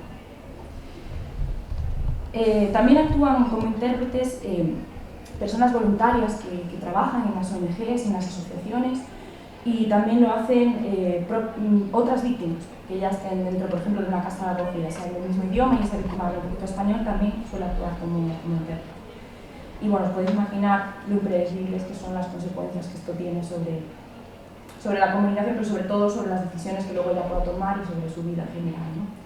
En las entrevistas que hemos hecho, de hecho, nos han siempre recalcado que es muy importante que las víctimas desde el primer momento cuenten con un intérprete, no cuando llegan al proceso judicial o policial, que ahí sí lo tienen garantizado, ¿de acuerdo? Porque ahí ya está prácticamente todo hecho. Es importante que lo tengan desde el principio, que desde el primer momento puedan estar informadas, puedan saber lo que les está pasando, puedan saber lo que puede ocurrir cuando hacen algo, de las consecuencias que tienen sus actos, y además que puedan expresar todo lo que les ha pasado, ¿de acuerdo? Que muchas veces no pueden hacerlo por eso, porque no se pueden expresar. Es más, muchas llegan a juicio, donde sí tienen al intérprete, entran en sala, pero no han podido hablar antes con el abogado. Entonces, ¿de qué sirve? No han podido preparar nada, van a ciegas. Bien, ahora pasamos al ámbito sanitario, perdón. Los contextos de trabajo en el ámbito sanitario son principalmente los hospitales y centros de salud. Las mujeres pueden llegar aquí por dos vías, la vía de las emergencias, de las urgencias, o la vía normal, a través de citas, ¿no? De cita a atención primaria o un especialista. Profesionales que vamos a encontrarnos aquí, pues normalmente personal sanitario, que incluye médicos y médicas, enfermeros y enfermeras, auxiliares, personal administrativo, que es muy importante y a veces se nos olvida. Personal administrativo muchas veces es quien decide si tú entras a consulta o no, ¿de acuerdo? Entonces con ellos también hay que saber trabajar y tenemos que tenerlos en cuenta. Y luego también, pues a veces en algunos hospitales tenemos a trabajadoras sociales. Situaciones comunicativas, formato entrevista fundamentalmente, en consulta, y en algunos casos interpretación telefónica, en algunos casos. Tipos de documentos que manejamos, pues, fundamentalmente el más importante, el consentimiento informado. ¿Alguien sabe explicar lo que es el consentimiento informado? ¿Sabéis lo que es este documento? Pues el consentimiento informado es un documento, si vais alguna vez a operaros, es un documento en el que vosotros dais vuestro consentimiento para realizar una operación quirúrgica y declaráis que sois conscientes de todas las consecuencias que pueden surgir y eximís al hospital o al médico o al equipo médico de cualquier responsabilidad. muchas personas firman el consentimiento informado sin saber lo que están firmando y por lo tanto no saben que se van a someter a ningún proceso quirúrgico ni las consecuencias que ello puede tener, ¿no?, sobre su salud. También pues recetas, ¿de acuerdo? Las recetas a lo mejor nos hace gracia pues, traducir una receta, pues a lo mejor no, pero sí es importante que sepan cuál es la posología, es decir, cuál es el tratamiento que tienen que seguir. Sí, les dan unas pastillas, pero hay que saber cada cuánto tiempo me lo tengo que tomar, ¿no?, en el caso de un ansiolítico, y cuántas veces al día y durante cuánto tiempo y demás. También está el parte de lesiones. Cuando una víctima se presenta con lesiones y se cree que puede ser objeto de violencia, se realiza un parte de lesiones que ellos normalmente no ven, se realiza al juzgado, pero bueno, es un documento que se genera en ese ámbito. Y luego, por supuesto, pues folletos informativos de toda clase. Dificultades específicas de trabajar en el ámbito sanitario en violencia de género. El primero es que hay un gran problema de detección de la violencia de género en la atención primaria, ¿de acuerdo? Las mujeres normalmente pues van al médico porque les duele la cabeza, porque me siento agobiada, porque con un ojo morado normalmente ya no van, ¿de acuerdo? Esperan a que se le cure. Pero cuando van por cuestiones de atención primaria cuentan los síntomas, pero no cuentan qué es lo que les está ocasionando esa ansiedad o qué es lo que les está ocasionando esos dolores de cabeza o esa falta de apetito y demás, ¿no? Es labor de los médicos indagar, pero es difícil de detectar. Luego, en el caso de la interpretación, hay muchos tabús relacionados con la sexualidad, tabús relacionados con la reproducción, con la salud sexual, con los hijos, con la feminidad, que muchas veces es muy difícil de abordar porque no lo cuentan, directamente no hablan. Y ya si además el profesional es hombre, es varón, es más difícil todavía, ¿no? En este caso me gustaría hacer especial hincapié en la dificultad que hay con determinadas mujeres que proceden de África en relación con las prácticas de vudú que sufren en sus países de origen, porque no lo hemos dicho, pero bueno, sí lo hemos dicho, las víctimas de violencia de género muchas veces también son víctimas de trata y están sometidas por una cuestión por un tema religioso, ¿de acuerdo? Por una cuestión religioso-cultural, ¿de acuerdo? Muchas veces no hacen nada al respecto porque tienen vudú hecho y saben que si no cumplen con lo que les mandan, pues puede caer una desgracia enorme sobre ellas o sobre su familia. También dificultades de trabajar aquí, en situaciones de emergencia. A veces las menos, porque es muy raro que alguien llame un intérprete en una situación de emergencia y es muy raro, prácticamente por decir imposible, encontrar un intérprete en plantilla en los hospitales. Pero puede ocurrir que se nos dé la circunstancia de interpretar en un contexto en el que una persona tiene un dolor muy agudo, bien provocado por una lesión o bueno, por la razón que sea, y tenga que comunicarle al médico pues eso, si se le aplica algún medicamento o si no, son situaciones de estrés añadido que tenemos que tener en cuenta. Y luego están pues, bueno, los conflictos administrativos mucho más magnificados en los últimos tiempos en relación, pues, por ejemplo, con la tarjeta sanitaria y demás, que generan mucha tensión y hacen que las víctimas cada vez acudan menos a los servicios sanitarios. Situación actual, decía, no hay intérpretes, hay interpretación telefónica en algunos hospitales de núcleos de población que sí cuentan con población extranjera importante, pero bueno, es una comunicación bastante limitada, ¿no? Y es muy frecuente que los propios profesionales, veas el médico que sabe un poquito de inglés o francés, intenten chapurrear y comunicarse con la víctima a través de sus idiomas. Bien, ahora vamos a pasar a hablar del ámbito policial, ¿de acuerdo? El ámbito policial...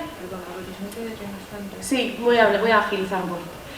Es que hay mucho que decir, sí, una hora es muy complicado.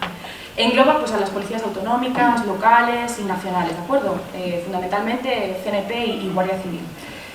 También suele ser un primer punto de contacto entre la víctima y la administración y bueno, se caracteriza, bueno, lo habitual es que cuando por ejemplo hay una situación de emergencia se llama una radiopatrulla, la radiopatrulla acude al domicilio, lo que sea, y allí pues nos podemos encontrar cualquier cosa, ¿de acuerdo? Desde pues, una persona con una agresión física visible, puede haber menores, puede haber vecinos, puede haber gente alterada y demás, y a veces pues, bueno, interpretar en esas circunstancias es bastante difícil porque se puede ver comprometida la propia integridad física del intérprete. También es verdad que estos cuerpos de policías cuentan con unidades especializadas en violencia de género que se encargan de tratar y hacer seguimiento de estos casos. Os menciono, por ejemplo, el SAF, Servicio de Atención a la Familia en CNP, o los grupos EMUME, equipos mujer menor de la Guardia Civil. Normalmente lo que se suele hacer es, pues se atiende a la persona y luego se la lleva al centro de salud si tiene lesiones o si no la tiene, pues se la lleva a comisaría para interponer la denuncia, o si no hay riesgo, pues entonces se la cita al día siguiente para que vaya al SAF y declare y ponga la denuncia o no. Escenarios de la comunicación más frecuentes pues suelen ser la llamada telefónica, la interpretación en el domicilio, en la vía pública, donde se produce una llamada por malos tratos, y luego la comisaría o cuartel, la sede de policía. Profesionales, pues obviamente policías y guardias civiles y demás. Y situaciones comunicativas. Puede ser pues eso, de dos tipos, bien en el domicilio o bien en comisaría. Ya no me voy a detener en los ejemplos. Tipos de interpretación deseable, interpretación de enlace y traducción a vista, de nuevo, ¿de acuerdo? Tipos de documentos, importante, solicitud de la orden de protección, ¿de acuerdo? Hoja de información de derechos de las víctimas. Hay una serie de hojas a modo de folleto que les explican cuáles son sus derechos, y eso hay que conocerlo y saber formularlo bien en los idiomas hacia los que traduzcamos. El atestado policial, ¿de acuerdo? El atestado policial es el documento que recoge todas las diligencias, todos los pasos que se siguen en un proceso policial y luego judicial determinado. Ahí está la declaración de la víctima, la declaración que debe firmar y que se debe traducir a vista. Formularios electrónicos, por ejemplo, de valoración policial del riesgo, son unos test de preguntas que cuando ellos se entrevistan con ellos, pues se lo van preguntando. Es bueno que nosotros los conozcamos porque así sabemos lo que les van a preguntar. Dificultades específicas. Hay dos tipos de situaciones o de actuaciones en las que nos podemos ver. Actuaciones no predecibles, es decir, actuaciones que no podemos prever, de emergencia, y como decíamos ahí, bueno, la comunicación es muy difícil porque no hay orden ni concierto, y además se puede comprometer la integridad física del intérprete. Y luego las actuaciones predecibles, ¿de acuerdo? Las citas, por ejemplo, las reuniones, las entrevistas que se tienen con la víctima. La dificultad ahí es que hay una gran desconfianza normalmente hacia la policía, ¿de acuerdo? Porque las víctimas suelen tener como referencia a la policía de sus países de origen, que puede ser hostil, o bien también porque tengan miedo de que no las vayan a creer, porque estén en situación irregular, y tengan miedo de que se les incoe un expediente de expulsión y demás. En estos casos es fundamental siempre, en el caso de la denuncia, contar con intérpretes desde el principio, porque lo que se dice en la denuncia normalmente luego condiciona todo lo que viene después. Las medidas de protección que se le conceden, la credibilidad que tiene su testimonio, todo a partir de la denuncia. Y si ahí no tiene intérprete adecuado, intérprete profesional, normalmente acaba archivándose, ¿de acuerdo? Situación actual. Hay servicio gratuito de interpretación para las víctimas, bueno, para las víctimas y para todo el personal de la policía, pero lo llevan unas macroempresas de traducción e interpretación que, bueno, como no están obligadas por ley a contratar a personal cualificado, a veces es habitual que en ocasiones se contrate personal no cualificado. Se han llegado a dar casos absurdos en los que se envía a intérpretes que no son de la misma combinación lingüística, intérpretes que tienen antecedentes penales, etc. Ya no voy a seguir por ahí. Además, a veces por no demorar la atención, lo que se hace es directamente decirle a los acompañantes de las víctimas que las ayuden, ¿no? Y bueno, si el policía o la policía habla un poquito de inglés o francés, pues si pueden por ahí apañar, ya lo hacen. Vamos a pasar al ámbito judicial. Ámbito judicial. Comprende las intervenciones fundamentalmente en los juzgados y en las clínicas médico-forenses. Ahora explicaremos lo que son. Debido a que hay juicios rápidos, enjuiciamiento rápido de delitos, el proceso judicial, en casos de violencia de género, habitualmente es muy rápido. ¿De acuerdo? Se pasa, por ejemplo, a disposición judicial al día siguiente. Entonces, muchas veces la víctima llega a ciegas, ¿no? Como hablábamos antes, y sin la posibilidad de haberse entrevistado con su abogado o su abogada. Profesionales que nos vamos a encontrar, jueces y juezas, o magistrados y magistradas, fiscales, secretarios judiciales, personal administrativo del juzgado, médicos, y luego en la clínica médico forense, médicos y psicólogos forenses. Situaciones comunicativas. Bueno, normalmente es formato entrevista, ¿de acuerdo? Ya sea, por ejemplo, con el abogado o la abogada, que puede darse en el pasillo, esto hay que tenerlo en cuenta, ¿de acuerdo? Porque a efectos de la interpretación es complicado de gestionar. La declaración en sala, la declaración de la víctima hace en una sala de vistas, y ahí intervienen muchos actores, ya no es formato entrevista, porque tenemos delante al juez o la jueza, al fiscal, el letrado de la acusación, el letrado de la defensa, ¿de acuerdo? Intervienen muchas personas. Entrevista con el fiscal o la fiscala, que es poco frecuente, y luego reconocimiento médico forense. Un importante apunte, porque por la tarde vamos a tener una forense aquí y quiero que tengáis claro qué es lo que hacen los forenses.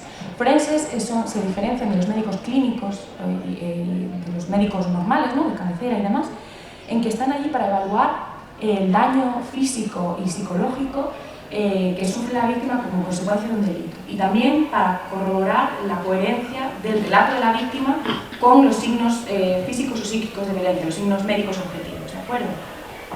Y por lo tanto, pues lo que no suelen hacer es realizar terapia, sino que lo que hacen es evaluar, peritar, y siempre a petición del juez. Esto es importante, porque hablábamos antes de la confidencialidad, de que hay que ser siempre francos con a dónde va a ir la información que la víctima cuenta. En este caso, tiene que saber que lo que cuente lo va a saber el juez. No quiere decir que vaya a ser público, pero no se va a quedar ahí, ¿de acuerdo? Lo va a saber también el juez. Tipos de interpretación deseable. En el ámbito judicial, interpretación de enlace, interpretación susurrada, traducción a vista, y finalmente en el ámbito forense, interpretación de enlace, traducción a vista, y sugerimos también interpretación simultánea para las evaluaciones psicopsiquiátricas, ¿de acuerdo? Porque ahí la víctima tiene que hacer un relato continuado y hacer interpretación de enlace a veces es contraproducente. Tipos de documentos. Pues nada, los mismos que en el ámbito policial, pero además la declaración de la perjudicada, de la persona, de la víctima, que tiene que firmar, hay que traducir la vista.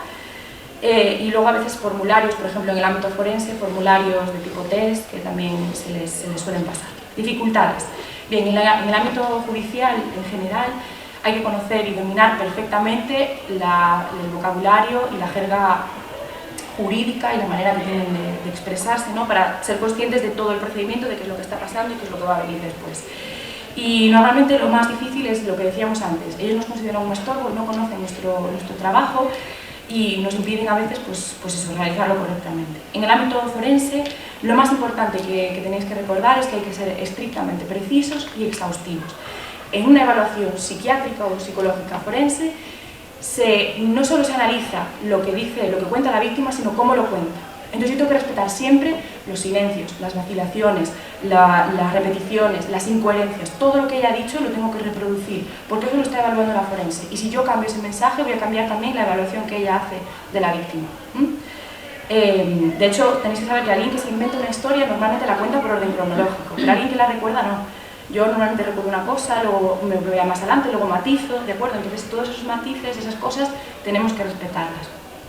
Situación actual en el ámbito judicial, existe como en la policía un servicio gratuito de interpretación y de traducción también, pero también se dan situaciones en las que van intérpretes pues, que no son profesionales, que resumen la información, que omiten, que no conocen las técnicas de interpretación, que se hacen un lío, que a veces no reportan la presión y que incluso se atreven a aconsejar a las víctimas sobre lo que tienen que hacer o no, y las increpan, lo veremos en los estudios de caso. Y también es verdad una cosa, que hay una falsa creencia entre los abogados de que las mujeres tienen que intentar hablar en español, porque eso les va a dar más credibilidad delante de los jueces, ¿de acuerdo? Eso es un mito que hay que intentar derribar. Y ya para hablar de deontología profesional, muy importante que antes de empezar a trabajar en violencia de género revisemos cuáles son nuestras propias creencias y percepciones sobre la violencia de género, que nos autoanalicemos y veamos si estamos preparados para trabajar sin prejuicios y sin interferir en la comunicación. Y luego tenemos que ser conscientes de que la deontología tradicional a lo mejor no nos vale en todos los casos. Decíamos que en el ámbito forense hay que ser estrictamente preciso, exhaustivo y frío, ¿no? De alguna manera no intervenir en absoluto. Pero ¿qué pasa en una terapia psicológica? ¿También tengo que ser frío? No. Lo más probable es que tenga que ser facilitador, ¿no? Facilitador de la comunicación. Entonces, en cada caso vamos a tener que readaptar un poquito la deontología para precisamente no interferir, porque estamos tratando con interlocutores diferenciados, ¿no?, de las situaciones habituales de interpretación. Entonces, en primer lugar, siempre tenemos que identificarnos, informar a los profesionales de nuestras funciones, de cómo comunicarse a través de nosotros, también a las víctimas, dejar claro cuál es el grado de confidencialidad del encuentro, tener una actitud facilitadora, es decir, saber respetar los silencios, no estar mirando el reloj. Esto no quiere decir que yo sea colega, ¿de acuerdo?, de la víctima. No quiere decir esto, quiere decir que yo facilite que ella pueda contar lo que sea y que yo no sea un obstáculo, y mi actitud sea un obstáculo. Y por lo tanto, bueno, yo creo que ahora vamos a pasar ya directamente a hablar de los estudios de caso, si os parece. Vamos a leer, a ponernos en unos contextos determinados y lo que queremos es que haya participación por parte del público, ¿no? Entonces, bueno, pues la primera de estas situaciones son, unas tienen que ver con la terminología, otras tienen que ver con la ética profesional, otras tienen que ver con reacciones ante determinadas situaciones, y nos gustaría, pues eso, tener vuestras opiniones al respecto. Bien, la primera situación son estudios de caso, ¿de acuerdo? Entonces vamos a debatir un poquito sobre qué opináis de la actuación de la intérprete, en este caso, en esta situación. Hay 3 personas presentes, que sería una trabajadora social española, una intérprete de ruso, rusa además, y víctima en un centro de emergencia, también en rusa. Entonces, la situación es, llega la intérprete a la sala de reuniones, y mientras la trabajadora social está preparando la documentación y toma asiento, la propia intérprete intenta un poco romper el hielo, ¿no?, con la víctima y hacer que se sienta cómoda, ¿de acuerdo?, facilitarle la comunicación. Entonces ocurre lo siguiente, intérprete dice: hola, me llamo Irina, hola, me llamo Irina o Ana o lo que sea, llevo 4 años en España, ¿y tú? Entonces la víctima contesta lo que sea, y ella dice: ah, qué bien, ¿y tú de qué parte de Rusia eres? Contesta la víctima, y la intérprete dice: vaya, yo también. Vale, ahí dejamos la situación. Entonces la pregunta es: ¿crees que el comportamiento de la intérprete es adecuado? Explica por qué. Primera pregunta. Si alguien se atreve. Bueno, yo creo que no es el comportamiento ideal por parte del intérprete, ya que afecta a ambas partes. Afecta al profesional, en este caso, bueno, a la trabajadora social, y también a la víctima, porque la víctima puede tener una percepción errónea de la función del intérprete, va a pensar que ella se va a poner de su parte o que la va a aconsejar de una manera pues más hacia su interés, digamos. Y por otra parte, la trabajadora social pues también va a tener más desconfianza hacia la actuación del propio intérprete y va, pues eso, a desconfiar de lo que dice, si a lo mejor se está poniendo las cosas más hacia, bueno, en favor de la víctima y bueno.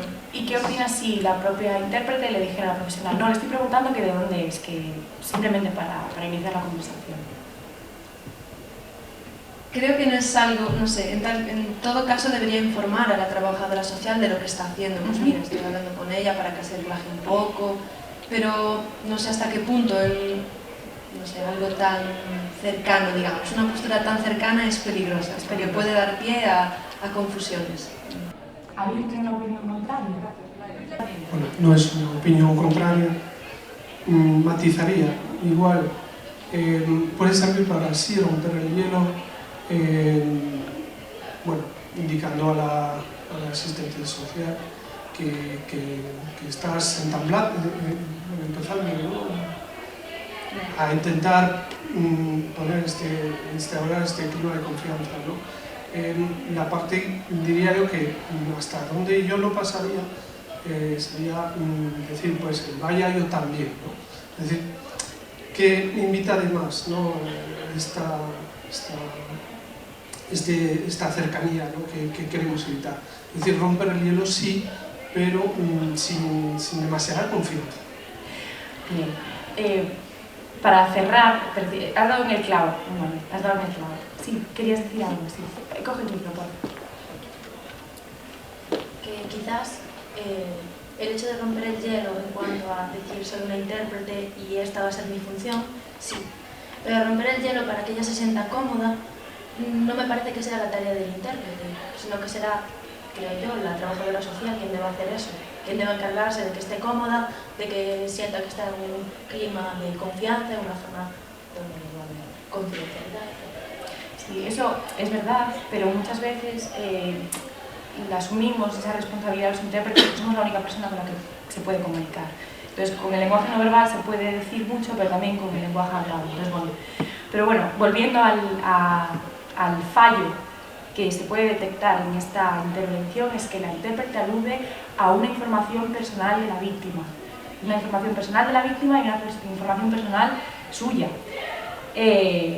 ¿Sabéis lo que pasó después de que le preguntara esto la intérprete a la víctima? La víctima...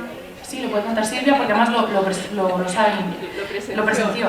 Generó la desconfianza en la víctima de que pudiera conocer al agresor. y que pudiera tener algún contacto familiar que tuviera algún tipo de vínculo con su familia. Ella estaba en una casa de acogida, amenazada de muerte. Nadie sabía su paradero. Imagínense lo que puede suponer para una víctima que una intérprete pueda decir, llamar a casa justo después del encuentro y comentar, mira con quién he estado en tal sitio, en tal lugar, a tal hora. Imagínense si eso se produce en una víctima de trata,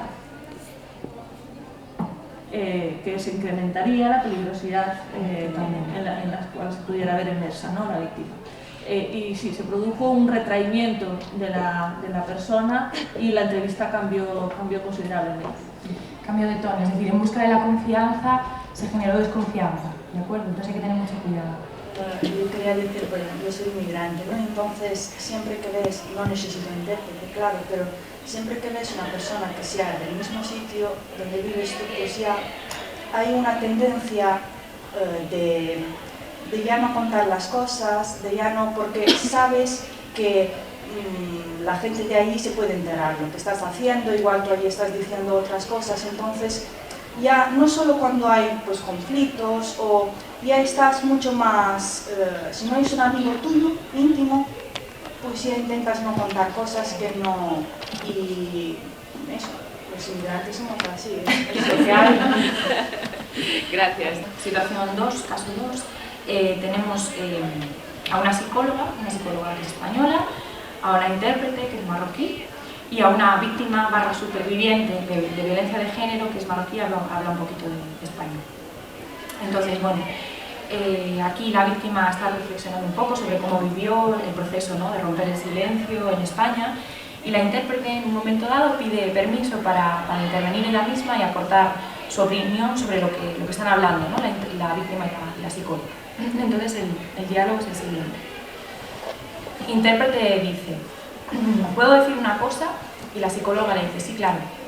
Y la intérprete dice, las mujeres marroquíes tienen muchas dificultades para que las crean, porque yo también puedo comentar mi experiencia personal, porque he pasado algo también bastante... En mi caso, cuando puse la denuncia, el intérprete era el chico marroquí, y me dijo él a mí que volviera con él, que intentara arreglar las cosas por las niñas, que las había visto allí en la comisaría conmigo. Entonces la víctima dice, sí, es que el hombre marroquí tiene esa mentalidad, él no está ahí para ayudar, él está para remediar las cosas. Además, los hombres tienen la convicción absoluta y total de que son mejores. Siento mucho que te pasara lo mismo. Y la intérprete responde, es que es muy fuerte por lo que tenemos que pasar. Pregunta, ¿crees que el comportamiento de la intérprete es adecuado? Explica por qué. Y luego, ¿crees que la intérprete puede realizar una interpretación profesional en estas condiciones? Por un lado, puede ser correcto que la intérprete añada algún conocimiento cultural para explicar a la psicóloga a lo mejor, pero creo que contar una historia propia no es adecuado en esa situación, no es profesional y además saca el enfoque desde la víctima y desde la psicóloga, mete ahí algo que no tiene que estar bien. Personalmente creo que el conocimiento, o sea, la información cultural se la tienes que traer al profesional antes, pero nunca delante de la víctima, porque como en este caso eso sí es así, o bueno, y siempre se lo dices, como por ejemplo nosotros los humanos siempre tenemos la tendencia de hablar con usted, aquí siempre se habla con tú, y hablarle de tú a una persona puede causarle un poco puede ser un acto bastante violento al principio, creerme yo superior y a ti te trato de tú. Y esto se lo tienes que comentar pues al profesional antes para decirle, mira, así se hace, en Rumanía se traduce así, ¿cómo quieres que lo haga? Tú hablas de tú, yo se lo traduzco como usted, pero nunca con la víctima delante, con la otra persona delante. Muchas gracias. Sí, desde luego, y además aquí ya aquí no se entra ya a valorar una cuestión cultural. Aquí el problema sobre todo es que ella cuenta una experiencia personal, que no quiere decir que no la cuente, pero a lo mejor ella está trabajando, no es el momento para contarlo. Esto viene muy al hilo de que en muchos centros de acogida son las propias víctimas las que interpretan para otras víctimas. Entonces, cuando tú estás oyendo una historia con la que te identificas totalmente, es imposible que no quieras relatar tu historia también. Entonces, es algo que ejemplifica muy bien por qué una persona que ha sido víctima debe de replantearse si realmente puede hacer este trabajo o no. Eso es importante también que lo tengamos en cuenta. Depende en qué fase, ¿no? Y depende del proceso. Bueno, bien, pasamos al tercer caso. Una jueza española, un intérprete de chino y una víctima china. La juez toma declaración para dirimir unos asuntos civiles, ¿no?, relacionados con su caso de violencia de género, y están tratando el tema de los niños, ¿no?, de los hijos de esta persona. La jueza le pregunta: ¿solicita usted recuperar los atrasos en la pensión alimenticia?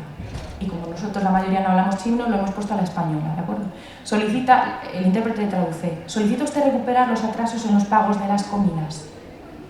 Y la víctima responde no, el intérprete dice no. ¿Crees que la traducción que hace el intérprete es adecuada, es equivalente? Explica por qué y por qué no.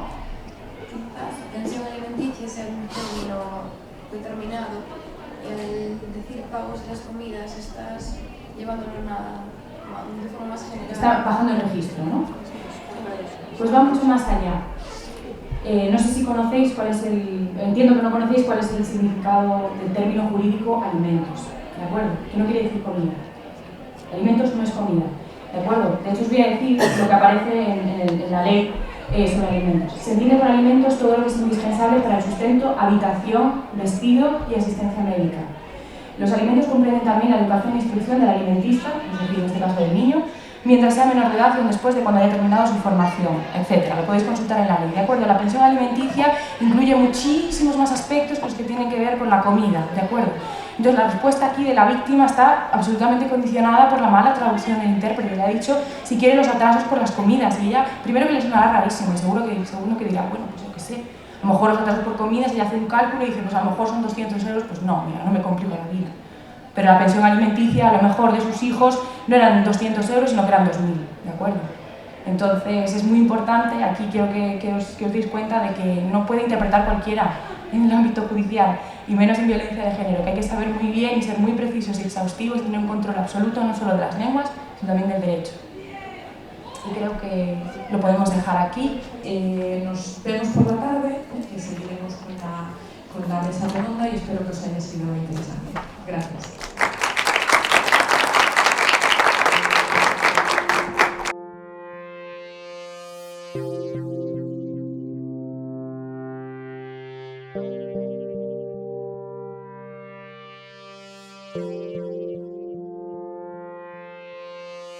Thank you.